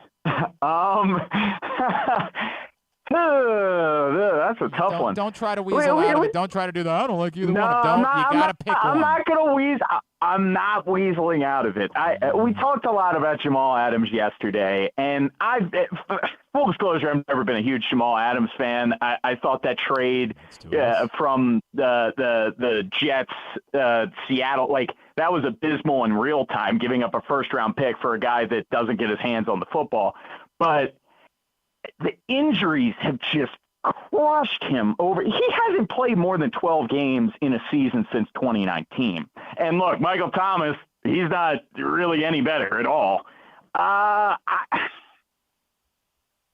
I'm going to begrudgingly say Michael Thomas. Okay. In the fact that I don't love it. Can he at least be what Odell was last year in terms of on-field production? Now, the Ravens do need a third safety, though. I just don't know if I don't think that he's the right fit for that. That's the thing. Exactly. I don't think he's the mold I'm looking for. Yeah, he's not the coverage safety that you would think that the Ravens would need. So, that really is to me that because I do think that they need that safety. Everybody bringing it up. Like, you want to be able to use Kyle Hamilton in that, kind of Swift's Army knife role, and so you need someone else that you can trust to play safety. I just don't think that Jamal Adams is the right fit there. So if it's got to be one or the other, and that's not really addressing the problem for me, I'm with you. I don't feel great about taking a flyer on Michael Thomas, but hell, at least he's still big, and maybe you could throw the ball to him in the red zone, right? Maybe there's that. I'll take a chance on that for the couple of games that he plays. And then number 3, would you rather? The Orioles on base thing, it's just getting worse. It's all the way down to 301. Yeah. Like, it is atrocious. As I wrote about last week, there has only been one World Series winner this millennium with a on-base percentage as a team lower than 319. The Orioles are currently 10 points worse than the previous worst ever posted by a World Series winner in this millennium. So I am going to give to you, the Orioles on-base percentage problem will be fixed wholly and completely. And by Flag Day, and because a lot of people don't know, that's June 14th. By Flag Day, they will have a 325 on-base percentage, and it will be in that ilk the rest of the way this season. It will be fixed.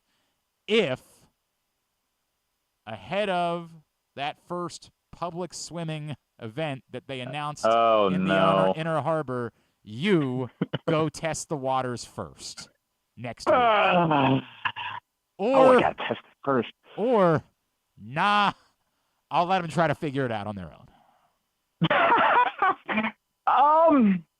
You know what? Damn it, Glenn, I'm going to be a team player. I'm going in. 1983 was a long. I was not on this planet in 1983. Ways away from being on the planet in 1983. I would. I was only barely on the planet. I'd take one for the team. Look at you. you. I actually, I was only barely on the planet. I was born 1 month earlier. That's they've technically won a World Series in my lifetime, but technically, you don't necessarily really remember. I don't remember it at all. Sure. I have zero memory. I know. I'm being facetious. This is the dirty little secret for me. I actually almost like to be a good civic partner. If they asked me to come be part of this thing, I would do it. Like, I would do it. Really? Yeah, as like somebody who believes in the city and cares about the city and wants. Sure. I would do it, right? Like, I went to college. I remember my 20s. There's a lot of things I would never do again, but like, there's no doubt in my mind that I have done worse things. I go create a mud pit every year at my house and dive through it playing slip cup. I'm not exactly the guy that can probably be making the statements. Draw a line. The truth is, again, if they said to me like, "Hey, Glenn, we want to have," they said, "Hey, we're trying to bring some people out, and we have decided, our scientists have said that the water is safe to swim in. We want to try to get people on board. Can you help us out and post videos?" I would do the right thing and step up for the city, and I would say yes. I'm not gonna like rush to do it. I'm not gonna go like, I'm not gonna be a pick me like, "Hey, come on. I'm not doing that." But if they asked, I would do it. So to try to get this problem solved, and this is a problem that we cannot ignore or pretend like it doesn't exist just because we're excited about the baseball team. It's a problem that the on-base percentage is sitting at 301, so I would be willing to do it for the team. I was saying, it's a problem that I would be willing to solve by jumping in the harbor if that meant so. Look at you. What a guy, Tim Barbalace. I'm a mensch. What can I say? All right, so this afternoon, you guys live from Aberdeen. Live from Aberdeen, 2 to 6.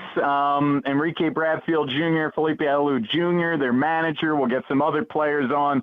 Mike Bordick's going to be joining us, and Warren Sharp as well, who dives insanely deep into the schedule. So we'll get to the bottom of what he thinks of the Ravens' schedule. Dives insanely deep into everything that he does. That's very true. That is very true. Very good. At Tim Barbalace on Twitter. Love you, buddy. Appreciate you hopping on this morning. Thanks for doing it. You're the man, Glenn. I'll see you. It's Tim Barbalace from Inside Access over on 105.7 The Fan, hopping on with us to play Would You Rather Wednesday, presented by Glory Days Grill. Continue to get me your responses throughout the course of the day. And actually, it might not be tomorrow. It might not be until next week, because that's Griffin's job to pick a winner. So you might have lots of time in order to get in for Would You Rather Wednesday this week to still be considered. I'll give you Grant, remind me, how big of an Orioles fan are you? A really big one. So would you jump in the harbor to fix the on-base percentage thing? No. I can't. Look at you. I can't force myself to do that. Look at you. Maybe I could think of some other things. I'm just a better person than you, apparently. I've done a lot of dumb things in my life, and it would not even rank in the top 50, I don't think, if I were to do that. But how about number 1 then? Let's go back to that. How you solving the balls and strikes thing? It's a tough call for me because I'm a catcher. So for me, I remember you talked about it a little bit last year about the pitch framing. I don't mind it. I like seeing it. Fire it into the sun. Rick Dempsey went on a rant about it a couple weeks ago on Twitter, and I really appreciate it. What did he say? And this is, to me, one of the best reasons for ABS. That's all catchers are doing now is pitch framing. And in the process, blocking we forget how to do has that. Gotten worse. Yeah. The pop time has gotten worse. The throwing has gotten worse. Like, everything has gotten worse because the only thing that catchers are learning anymore is it's comical. I mean, it's embarrassing. It's embarrassing to the sport that deception is the thing that's being taught. To me, it's among, and I'm glad you brought it up, it's among the best arguments for full ABS. I agree. Fire pitch framing into the sun and remind, young catchers how to catch, how to play the position, instead of wasting all their time on sleight of hand.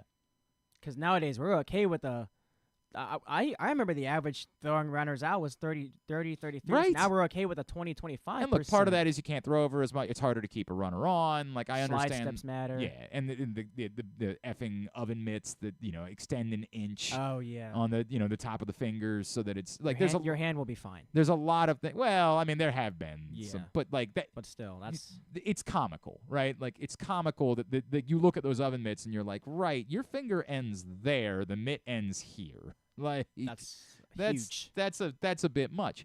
All of this to say that to me, and I didn't bring it up. It's absolutely part of the argument. I want death to pitch framing. I hate it. Now we're seeing the other thing too, where catchers are like purposely almost cheating up to try to. And who got hurt doing that the other day? Contreras. Was it Contreras? Yeah. When he got hit by the backswing, you're right. talking about, and Correct. He fractured his elbow. 100%. And that's a pretty important, a player for the Cardinals at this point. It is, yeah. I none of this nonsense. Get rid of all of it by going to ABS. The ball, technology will tell us where the ball crossed the plate, right, or if it crossed the plate. This thing where catchers have to cheat up. And, if we get there closer, then, maybe we can convince the umpire. F all of that. It really is theater of the absurd, and I'm done with it. Well, to go back to your argument, I think, I don't want to say unfortunately, but I think eventually we will see it. I mean, I think eventually it will play in MLB. I mean, sure, high school, college, they'll continue to teach framing because they don't have those advanced cameras and metrics, but eventually then you start getting into high A, double A, triple, because they're already doing it in triple A. Mm-hmm. It's way farther advanced. So I think eventually we will see it'll come in the MLB. All right, but MLB still give us your eventually. answer. Do you keep it the way it is? Do you go to a challenge system, or do you go to full ABS? I don't know. I don't know about the challenge system. I've never really thought about overturning balls and strikes. I always thought it is what it is, but I think I think all that because of the where we're headed technologically, yeah, you'll see it. All right. I think that it will be a challenge system. Based on what Kirkjian said yesterday, I think the challenge system will be here within a few years. Yeah, not right away. And I still think we're a ways away from ABS. I still think we might be a decade or so, which sucks. There's just no reason for this. Why implement a system that's still going to have problems? Imagine you use your challenge on an obvious bad call in the second inning, and then in the 8th inning, there's another obvious bad call, and they say, well, sorry. But you can't use it. You used your one challenge that you get. And I know that some people made the argument that, like, every hitter and every pitcher should get a challenge within an at-bat. Like, every different at-bat, that hitter and that pitcher gets one challenge within the at-bat. And I get that they wouldn't all be used during the course of a game. That would never happen. But let's just say 20 of them are used. Like, imagine all of the work you've done to improve the product by shortening the games. Which, as much as we hate Rob Manfred, like, that has worked. The product is great right now. It has been wildly beneficial to baseball to speed up the games. It would be a bitter pill to give some of that back because of constant challenges. And it shouldn't take long. It shouldn't be, like football challenges or anything along those lines. But still, even to give back, 5 minutes of a game, something like that, because of the number of challenges, just automate the balls and strikes. God damn. I end up getting angry about No, this. I mean, the calls are ridiculous. Seems very, very stupid. All right. Still to come. I want to talk a little bit about the basketball game from last night. Then we'll get a tidbit, and we'll get Tubular to wind things down. Today's show has been brought to you by Sports and Social. It's the best place to watch all of the big events, all of the big games in the postseason. Plus, of course, all of the fights are shown at Sports and Social inside Live Casino and Hotel Maryland. So that stupid Mike Tyson thing later this summer, but all the UFC fights, reserve your spot right now for all of those. The atmosphere is unlike any other, the giant media wall, the great food and drink specials, and you're just steps away from the FanDuel Sportsbook at Live Casino and Hotel when you're at Sports and Social. One more segment to go, and we're going to try to wrap up somewhat on time today because we want to watch the Orioles too. It is a Would You Rather Wednesday edition, presented by Glory Days Grill of Glenn Clark Radio. doing so well. Oh, we were doing so well today. Oh, we were doing so well, Grant. Is the volume? Did we turn the volume down on the computer? Did we mute the? No, I see what it is. All right. Man, everything had been going so well today. I know. All right, we good? Gambling can be a fun and entertaining experience, but there are risks involved. If you're planning on betting on the game at the casino or on your phone or computer, know your limit, stay within it. Set a budget and a time to stop. Remember, gambling isn't a financial solution, and it doesn't mix well with alcohol or drugs. Know the risks and have a plan before you begin gambling. For free and confidential services, call 1-800-GAMBLER 24/7 or go to helpmygamblingproblem.org. Discover one of Baltimore's hidden gems at Guilford Hall Brewery. Enjoy dinner in our spacious brew pub, sip a signature cocktail in our outdoor dog-friendly beer garden, or take a tour of our brewery.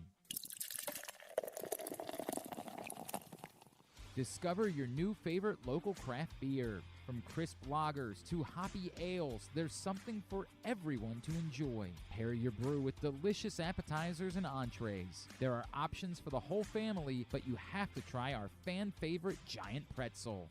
Guilford Hall Brewery, where every sip is a celebration. Visit us online at guilfordhall.com. Make the most out of every day in your Toyota RAV4. Available in hybrid or gas-only models. A RAV4 can get you where you want to go in style. Check out buyatoyota.com for deals on new RAV4s from your local Toyota dealer today. The drug scene in Maryland is changing. Fentanyl and xylazine are being added to street drugs, and you may not even know it. Xylazine is not even intended for humans, and fentanyl is an opioid 50 times stronger than heroin, and contributed to over 80% of overdose deaths in our state. Anyone who uses drugs, even occasionally, is at risk of overdose. To learn more, visit stopoverdose.maryland.gov or call or text 988. The votes were all counted, and the results are official. Royal Farms was named #1 for food in the USA Today 10 Best poll, receiving more votes than any other convenience store chain in America.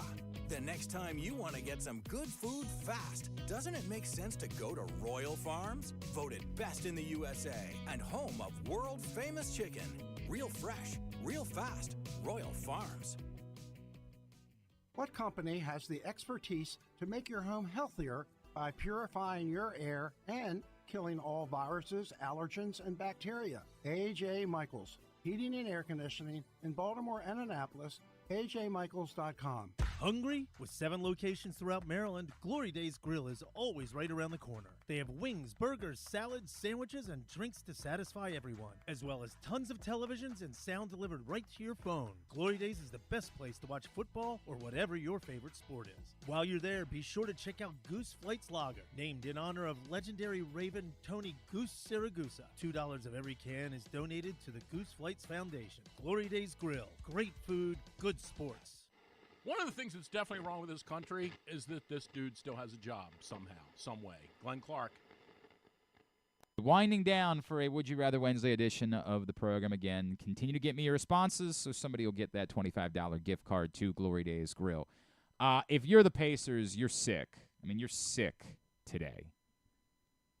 And the frustrating part was it's not just that you had a win, but you had a win that could alter everything about the series because they were down by double digits multiple times in that game, only to continue fighting back to the point of being up 3 with the ball and 10 seconds left. Unreal. Unreal way to choke that away.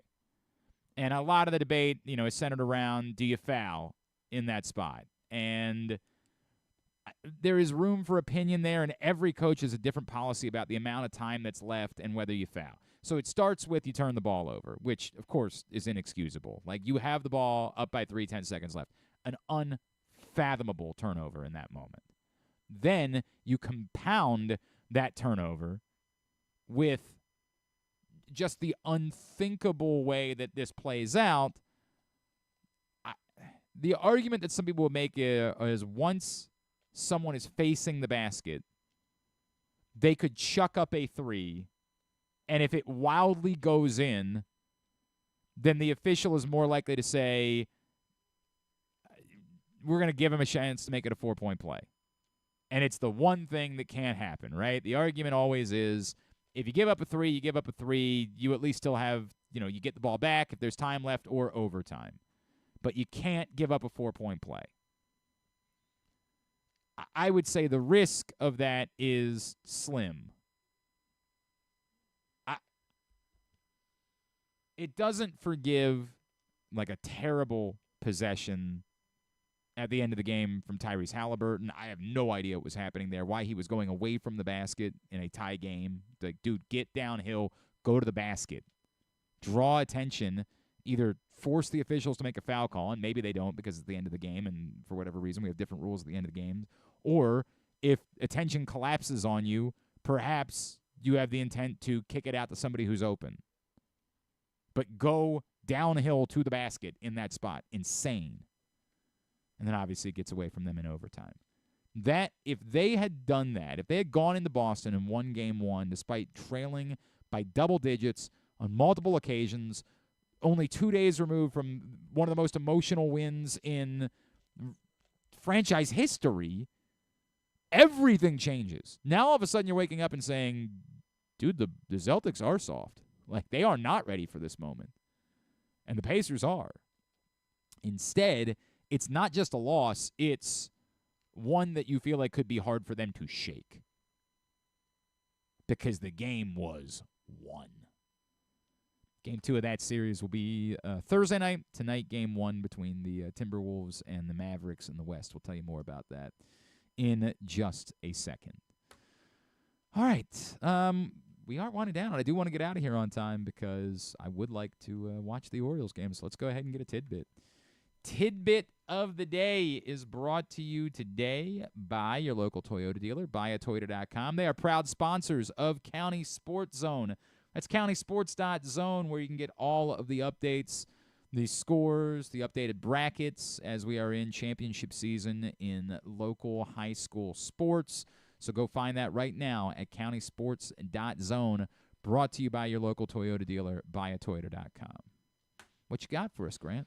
Glenn, I told you when we started this might be a little tricky for you, so we'll see what we can do with this one. Nick Markakis was... If it's too tricky, I'm going to be mad, but go ahead. There's some pretty familiar names on this list, but Nick Markakis, who's going into the Orioles Hall of Fame this summer, and I already bought my tickets for that game. Look at you. So he's my Terry Crowley going in as well. Both, and then Dick Bowie, I think, with him. But when he retired, Markakis retired 3 years ago. At this point, there was a list that MLB.com put on their video sort of announcement with the most games played in right field of all time. Markakis places 8th on that list with 2,074 games played. Most game by any player in baseball history. Yep. Who are the specifically in right field? Right field only. Who are the 7 ahead of him? That's a really good question. I'll say Roberto Clemente just because he's the first right fielder that comes to mind. 2306. All are. How many am I trying to get? You got 1 already, so now you have 6 more. 6 more, and that you're saying all 7 are in the Hall of Fame except 1. Except 1.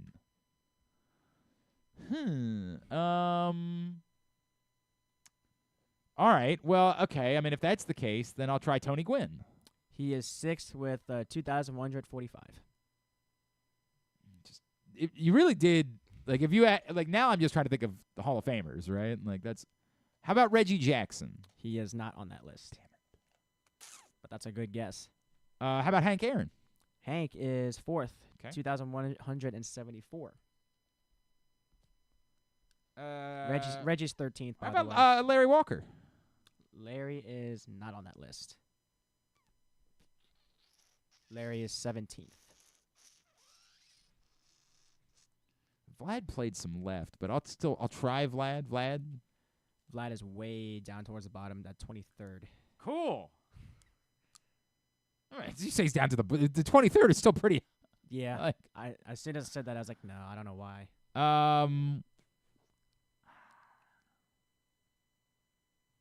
Al Kaline. Yep. Well, actually, no. He is one. Thanks for that. Feeling good about myself. Hey, Well, I great. mean, he's one slot behind Markakis, so course if he I is. was doing the whole big picture, yeah, you were right. Is well,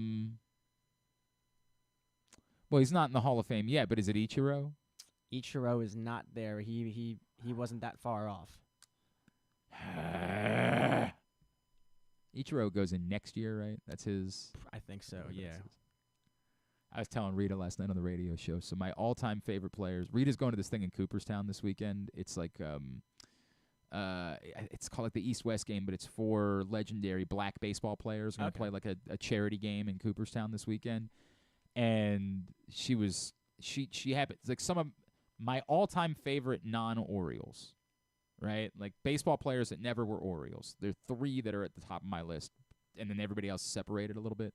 But the 3 that are no-brainers to me, my number one, and I've talked about it a million times, is Kenny Lofton. Kenny Lofton is my all-time favorite baseball player that wasn't a Baltimore Oriole. And then Ichiro and Griffey are 2 and 3, right? And so she was rubbing it in that both Kenny Lofton and Ken Griffey are going to be at this event. She's like, I'm going to be hanging out with Kenny Lofton and Ken Griffey. I'm like, now I've met Kenny Lofton, so like I've actually never in my life met Ken Griffey Jr. So I was like, damn, son of a.